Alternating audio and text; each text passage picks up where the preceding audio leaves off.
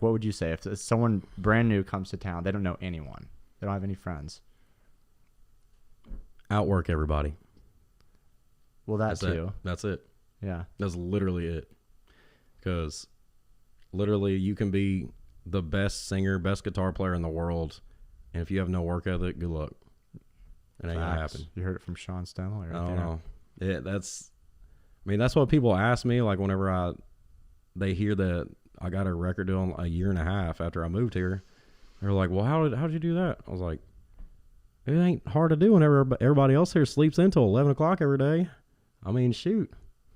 This is a lot easier than my other job that I had before this. This is way easier. Yeah. I had to get up at 5:30 every day and get yelled at by my dad all day and dig holes and work in the hot sun and then wrench on diesels all day. I mean, shoot, I'll go write a song and drink tequila all day, anytime.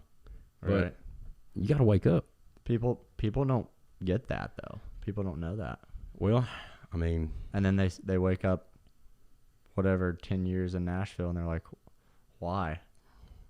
That's why, you'll notice, like, a lot of the people that make it, they're always working. It's because that's what they've been doing, and they just continue to do that.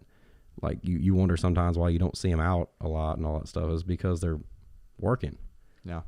I mean, if you got a work ethic, you'll stay busy. You'll find something to do in the music industry because there's plenty to do every day. Yeah. Especially when we're touring again. There is 0 days off if you're doing it right, or 0 days off.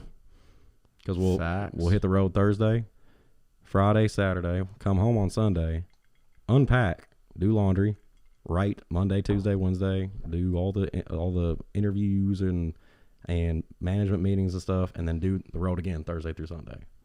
There is no days off. And if you're crazy enough to want to do that, you'll make it. Yeah. But I think a lot of people move here and don't understand what they're signing up for. Like, we all love to sing songs and write them and play them, but do we love it enough to sacrifice that much time and effort and literally put your whole entire life into it? I've dumped my whole entire life into this stuff, man. I'm talking, I left a good paying job to do this. It's not like the normal, I was dirt poor, I moved to Nashville with nothing. I had a great job and a career. I was going to take over a big family company. And I was like, I'm going to go try the music thing. If I don't do it in 3 years, then I'll go back. And I was like, that's the only option. You know, if I'm 27, I gave myself till 27. And I was like, if it don't work, it don't work. Now, I was fine either way. But I was like, I'm going to put everything I got into this shit. Yeah. That's what you have to do, man. You have, bro. I'll give you mad props for that. You're one of the hardest working people I've ever met. I appreciate that, dude. Thank you. Yeah. That's it shows. That's the one thing that, you know, the thing that I value the most that my dad and my grandpa taught me is that, because they work even more than me. Or my grandpa passed, but my dad, he's the hardest worker I've ever met. I mean, sometimes to a point where it's not healthy for our relationship.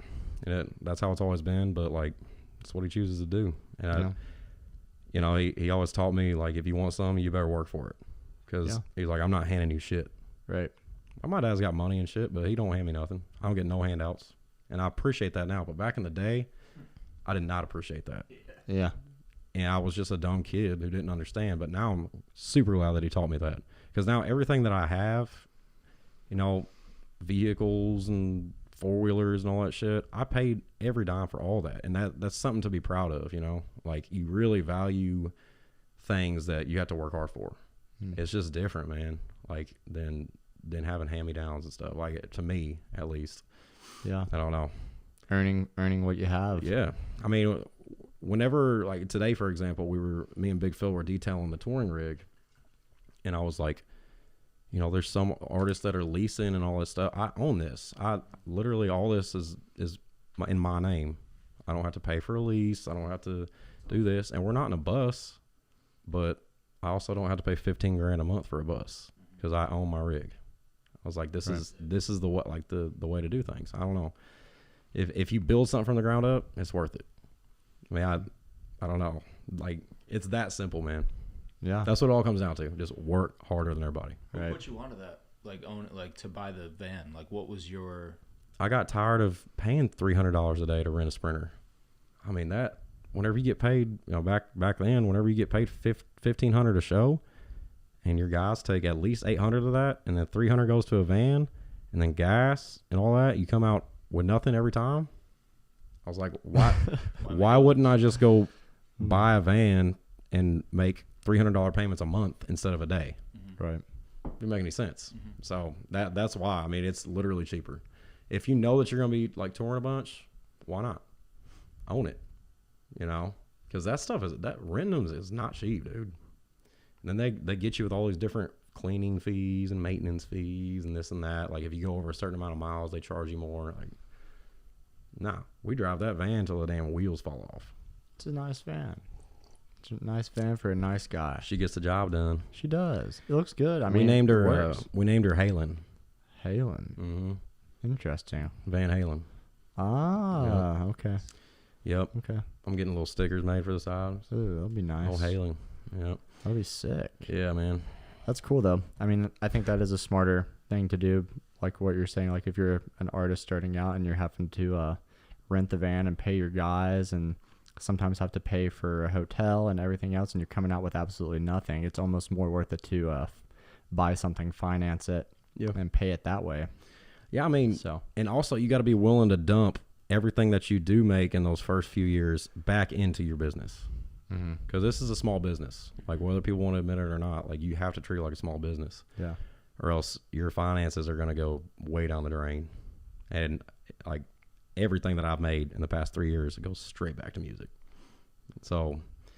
And you're on a record deal. Like people, they misconstrue all that. They have no idea. Yeah, people don't. So for the people like that listen to this, like you should definitely pay attention to this because it's like important to absorb how this actually plays out for someone with a record deal. Like it's crazy. Yeah, I mean, everybody like thinks their perspective of Nashville is, oh, I'm going to move to Nashville, and whenever I get a record deal, I'm going to be rich and it's going to be easy. You get a record deal, that's when the work starts.